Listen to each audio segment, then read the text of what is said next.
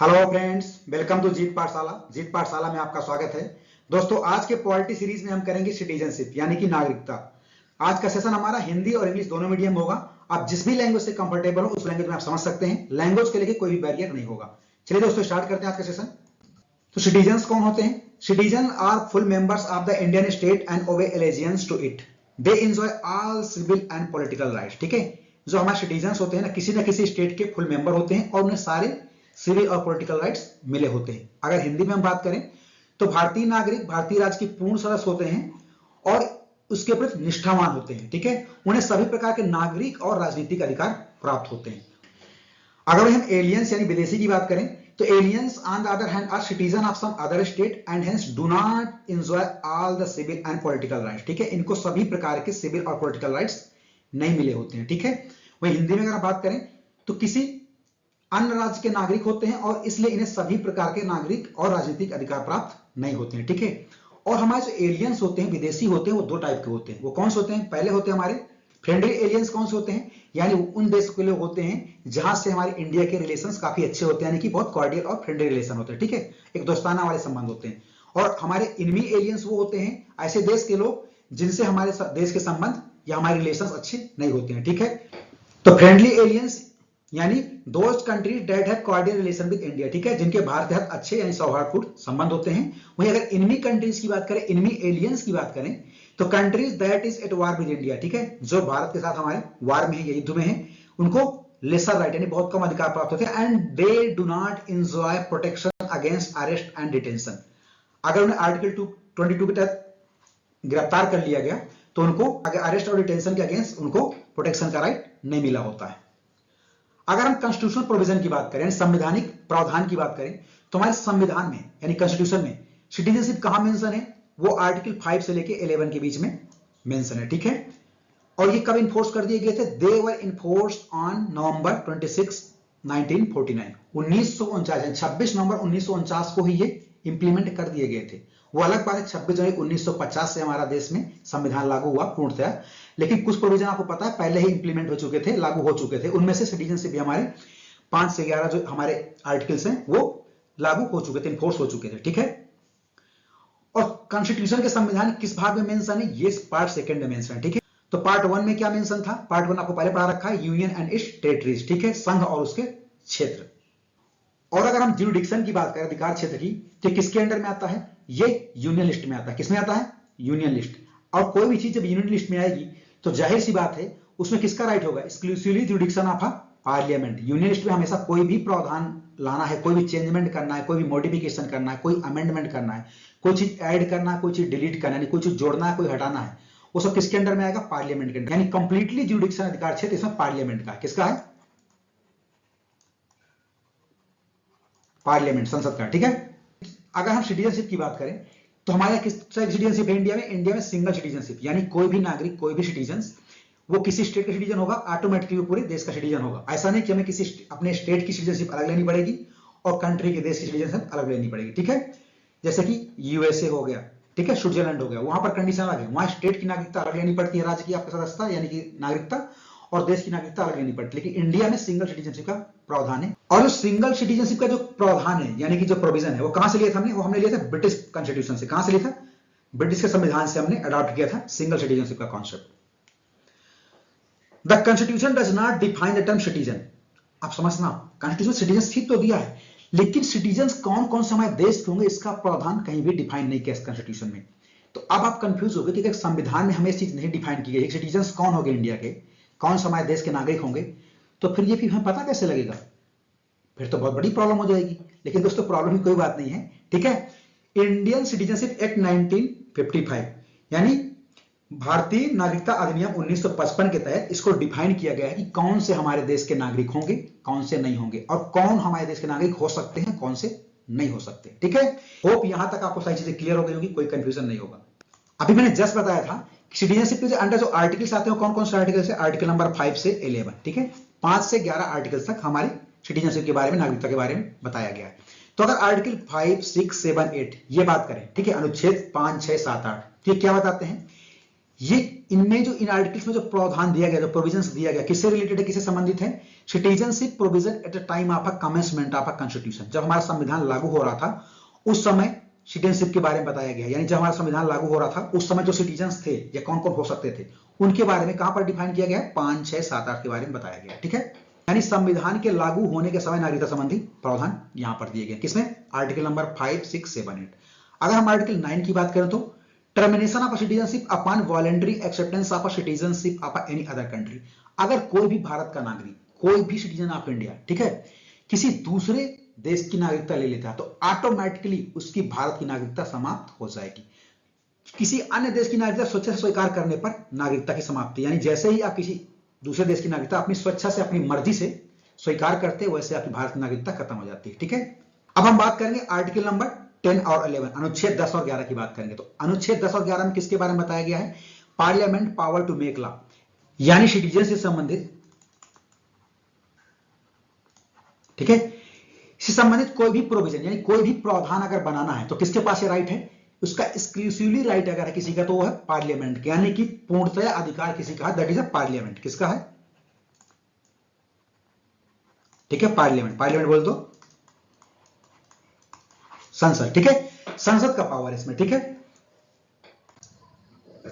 अब हम article by article देखते हैं कि करके, ठीक है। आर्टिकल 5 में क्या मेंशन किया गया है? आर्टिकल 5 हमारा कहता है, आर्टिकल 5 कहता है सिटीजनशिप बाय डोमिसाइल। डोमिसाइल मतलब निवास स्थान, ठीक है, यानी निवास स्थान के आधार पर नागरिकता, ठीक है, कि जब हमारा देश आजाद हुआ था उस समय आप कहां के निवासी थे या प्रेजेंट टाइम पे कहां पे निवास करते हैं, यानी कि आपके निवास के आधार पर सिटीजनशिप का प्रावधान आपको मिलेगा आर्टिकल नंबर 5 पे, ठीक है। अगर हम आर्टिकल 6 की बात करें, citizenship of those who migrated to India from Pakistan, ये उसकी बात है जो मान लीजिए उस समय पाकिस्तान से, ठीक है, जिसने इंडिया को माइग्रेट किया था। कहां माइग्रेट किया था? इंडिया में माइग्रेट किया था, यानी पाकिस्तान से कहां सेटल हो गए थे? इंडिया में, ठीक है। तो उनकी सिटीजनशिप के बारे में जो प्रावधान दिया गया है वो कहां पर मिलता है आपको? आर्टिकल 6 में, ठीक है। वही हम आर्टिकल नंबर 7 की बात करें, यानी अनुच्छेद 7 की बात करें, तो आर्टिकल 7 हमारा क्या कहता है? Right of citizenship of a certain migrant from India to Pakistan, Bharat से पाकिस्तान में आए हुए प्रवासियों के नागरिक अधिकार, ठीक है। अब जो हमारा आर्टिकल नंबर 8 है, यानी कि हमारा अनुच्छेद 8 है, वो क्या कहता है? Citizenship of a person of Indian origin residing outside India, ठीक है। मान लेते कोई एक्स वाई, ठीक है, ये मिस्टर एक्स वाई है, ये कोई पर्सन है, ठीक है, ये कहां के हैं? ये इंडियन ओरिजिन है, ठीक है, ये बेसिकली तो इंडिया से बिलोंग करते हैं। बेसिकली कहां से बिलोंग करते हैं? This person belongs to India originally, ठीक है, बेसिकली ओरिजिनली इंडिया से, लेकिन सेटल कहां पर हो गए हैं? ये आउटसाइड इंडिया सेटल हो गए हैं। कहां हो गए हैं? आउटसाइड इंडिया या फिर अब्रॉड। ये हमारे आउटसाइड इंडिया में सेटल हो गए, अब्रॉड सेटल हो गए, ठीक है। तो इनके नागरिकता से संबंधित जो प्रावधान दिया गया है, what ever the provision given for such kind of person that is given in article number 8, यानी आर्टिकल 8 में उन लोगों के बारे में प्रावधान है जो बेसिकली ओरिजिनली तो इंडिया के हैं, पैदा इंडिया में, लेकिन वो सेट कहीं हो गए, यानी कि सेटल कहां हो गए हैं? विदेश में, ठीक है। तो उनके नागरिकता से संबंधित जो भी प्रावधान दिए गए हैं वो हमारे अनुच्छेद नंबर 8 में दिए गए हैं। हो यहां तक आपको क्लियर होगा। अब हम आर्टिकल नंबर 9 की बात करते हैं, प्रोहिबिट डुअल सिटीजनशिप, यानी कि दोहरी नागरिकता पर कंप्लीटली प्रतिबंध है, ठीक है। यानी कहने का मतलब है कोई पर्सन है अगर वो इंडिया का सिटीजन है, इंडिया का नागरिक है, तो भी इंडिया का ही रहेगा, ठीक है। अदर कंट्री का नागरिक, अदर कंट्रीज का या फिर कंट्री का नागरिक नहीं बन सकता, ठीक है। और अगर वो किसी और कंट्री की सिटीजनशिप ले ली तो ऑटोमेटिकली इंडिया की सिटीजनशिप, भारत की नागरिकता उसकी खत्म हो जाएगी, ठीक है। अब हम बात करते हैं आर्टिकल नंबर 10। आर्टिकल हमारा 10 क्या कहता है? अनुच्छेद 10 कहता है all citizens retain their rights unless law passed by parliament dictate otherwise, ठीक है। आर्टिकल नंबर 5 to 8, संसद द्वारा पारित कानूनों में अन्यथा निर्देश न दिए जाने तक सभी नागरिकों के अधिकार सुरक्षित रहेंगे। इसका देखो सिंपल सा मतलब है दोस्तों कि अभी तक जितने भी आर्टिकल नंबर 5 से 8 के बारे में बताया मैंने, अनुच्छेद 5 से 8 के बारे में जो जिन नागरिकों के बारे में बताया, उन सब के अधिकार कोई छीन नहीं सकता, ठीक है। कब तक? Until parliament can make any particular law या any amendment can make by parliament, ठीक है। यानी जब तक कि संसद हमारी कोई कानून, अधिनियम या कोई संशोधन लेके ना जाए। अब हम बात करते हैं आर्टिकल नंबर 11, यानी कि अनुच्छेद 11। अनुच्छेद 11 क्या कहता है? Parliament has sole authority to legislate on all matters of a citizenship, यानी कि नागरिकता से संबंधित, ठीक है, नागरिकता से संबंधित सभी मामलों पर कानून बनाने का एकमात्र अधिकार संसद के पास है, ठीक है। अब हम बात करें सिटीजनशिप एक्ट 1955, ठीक है, नागरिकता अधिनियम 1955 की अगर हम बात करें तो governs how Indian citizen in acquired and terminated, हमारे देश के नागरिकों की यानी भारत के नागरिक की नागरिकता कैसे खत्म की जाएगी और कैसे नागरिकता ली जा सकती है, इसका प्रावधान कहां पर है? इसका प्रावधान दिया गया सिटीजनशिप एक्ट 1955। ठीक है, भारतीय नागरिकता अधिनियम 1955 के अंदर इस बात का प्रावधान दिया गया है कि कैसे कोई भी नागरिक भारत देश की नागरिकता ले सकता है और कैसे किसी भी नागरिक की, जो पहले नागरिक है, उसकी सदस्यता को, यहाँ की नागरिकता को खत्म किया जा सकता है। ठीक है, अब हम बात करते हैं बेस ऑफ एक्वायरिंग सिटीजनशिप, नागरिकता प्राप्त करने के तरीके। कैसे नागरिकता प्राप्त की जा सकती है? इसके कितने तरीके हैं?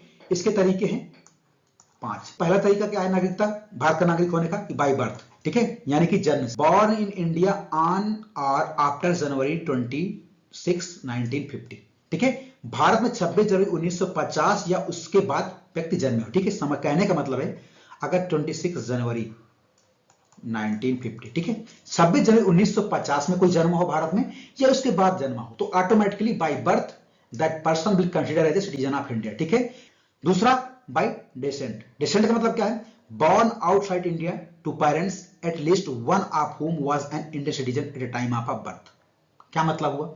यानी भारत के बाहर जन्मे ऐसे माता पिता जिनमें से कम एक जन्म के समय भारतीय नागरिक था। और तीसरा इसका मानक क्या है? तीसरा कैसे बन सकता है भारत का नागरिक? बाय रजिस्ट्रेशन, यानी कि रजिस्ट्रेशन प्रोसेस के तहत। ठीक है, आप रजिस्ट्रेशन लेकर के भी भारत के नागरिक बन सकते हैं, लेकिन सिर्फ कंडीशन है क्या?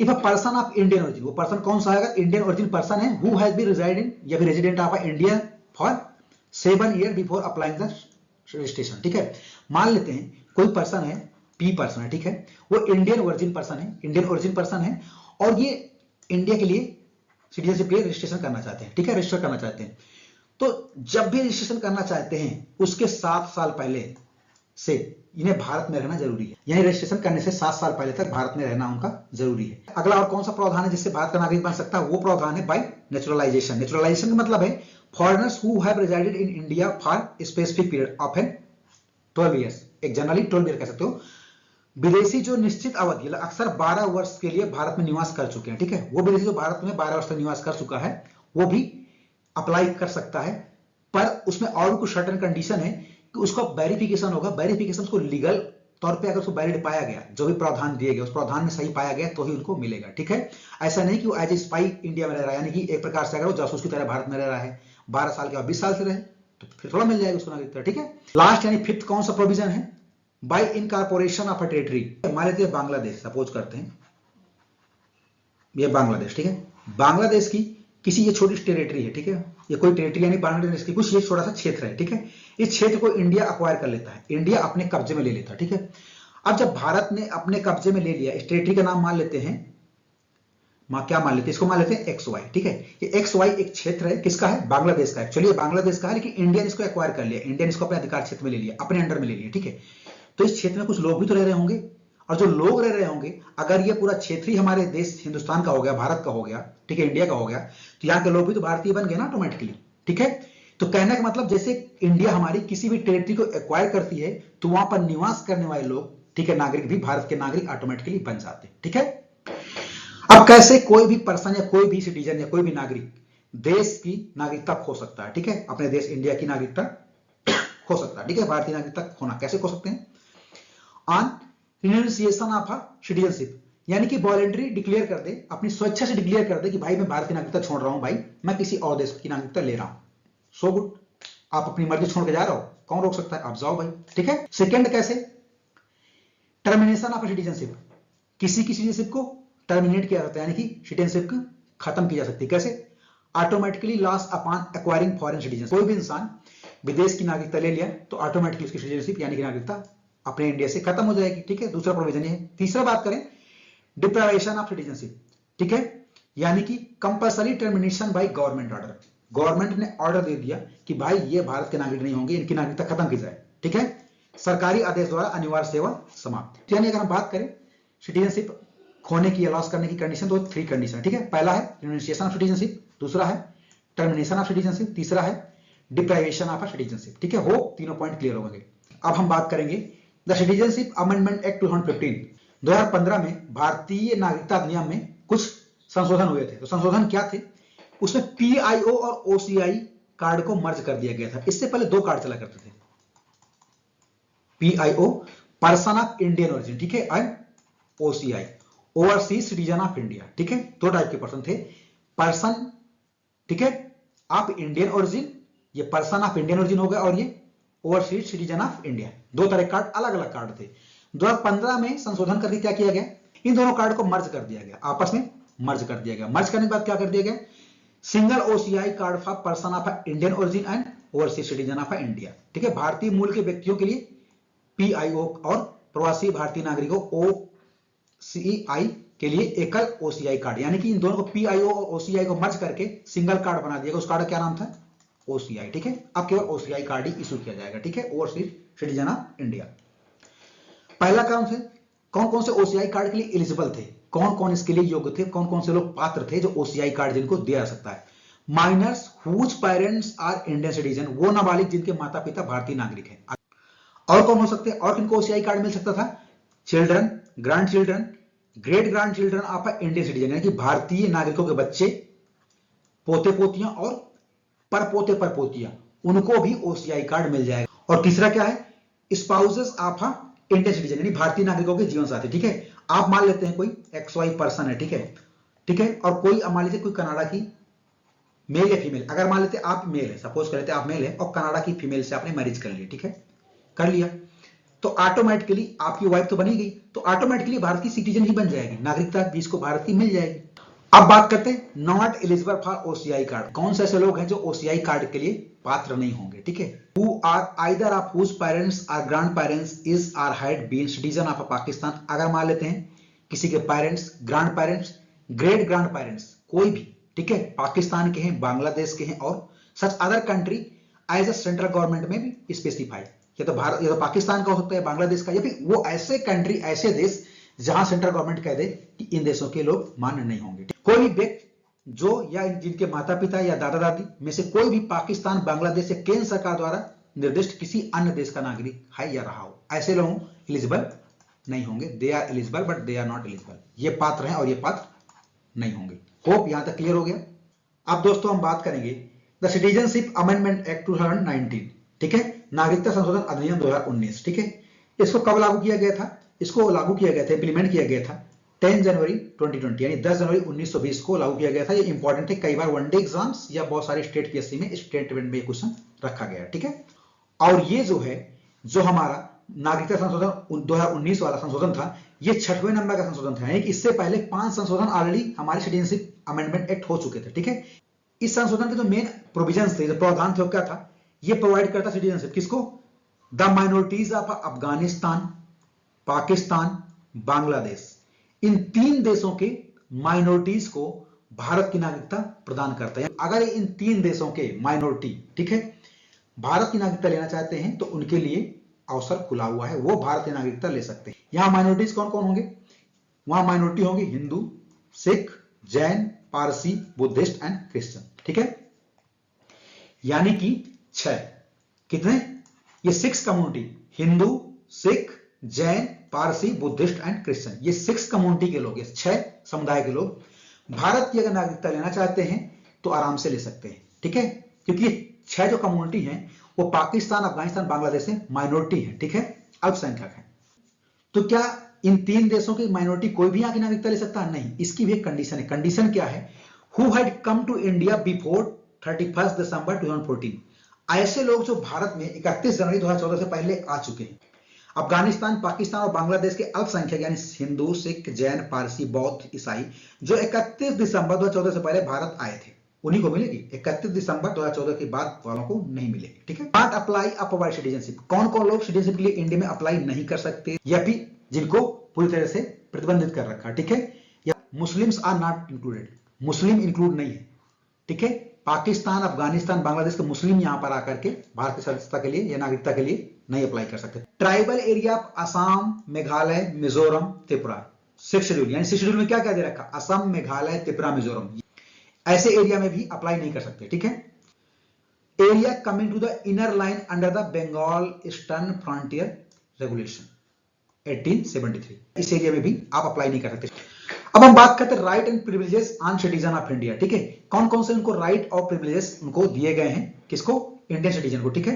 दोनों मीडियम में, घबराओ मत, इसके बाद हिंदी की स्लाइड भी है, ठीक है। ये वो राइट्स हैं जो एक्सक्लूसिवली इंडियन सिटीजन को दिए गए, यानी कि जो पूर्णतया भारतीय नागरिकों को दिया गया है। ठीक है, तो पहला कौन सा राइट दिया गया भारत के नागरिकों को? Right against discrimination on ground of religion, race, caste, sex and place of birth. ठीक है, यानी article number 15 exclusively for citizen of India, ये पूरी तरह से भारतीय नागरिकों के लिए। ठीक है, दूसरा right to equality of opportunity in the matter of a public employment, यानी आर्टिकल नंबर 16 भी केवल भारतीय नागरिकों के लिए उपलब्ध है। तीसरा प्रोविजन हमारा क्या है? Right to freedom of speech, expression, assembly, यानी speech, expression, assembly, association, movement and residence and profession, article number 19 भी केवल भारतीय नागरिकों के लिए। Cultural and educational right that is given in article number 29 और 30, यानी आर्टिकल 29 और 30 भी केवल भारतीय नागरिकों के लिए ही उपलब्ध है। पांचवा जो हमारा है right to vote in election to the Lok Sabha and state legislative assembly, ये भी केवल भारतीय नागरिकों के लिए ही उपलब्ध है। 6 हमारा है right to contest for the membership of a parliament and state legislature, यानी कि आप संसद का चुनाव लड़ने के लिए और विधानसभा चुनाव लड़ने के लिए। ठीक है, केवल कौन एलिजिबल होगा? भारतीय नागरिक ही एलिजिबल होगा, यह भी विदेशियों के लिए अवेलेबल नहीं। 7th है eligibility to hold certain public office, बहुत सारे पब्लिक पोस्ट या पब्लिक ऑफिसर्स होते हैं, कौन कौन से? President of India, vice president of India, जजेस of a supreme court and high courts. ठीक है, governors of a state, attorney general of India and advocate general of a state. ठीक है, ये सारे पोस्ट केवल एक्सक्लूसिवली इंडियन सिटीजन्स के लिए हैं, भारत के नागरिकों के लिए अधिकार और विशेषाधिकार। होप दोस्तों आपको सेशन अच्छा लगा होगा। अगर दोस्तों सेशन आपको अच्छा लगा हो तो आप हमारी वीडियो को लाइक करें, सब्सक्राइब करें, अपने दोस्तों को शेयर करें। देखो दोस्तों, एक सब्सक्राइब से आपका कुछ नहीं बिगड़ जाएगा, लेकिन हमें बहुत इससे हौसला मिलता है, मोटिवेशन मिलता है, क्योंकि बहुत टाइम लगता है एक वीडियो लाने पे, एक रिसर्च करनी पड़ती है कि कैसे रिप्रेजेंट करें ताकि हमारे दोस्तों को या स्टूडेंट्स को समझ में आ सके इजीली। ठीक है दोस्तों, थैंक यू सो मच।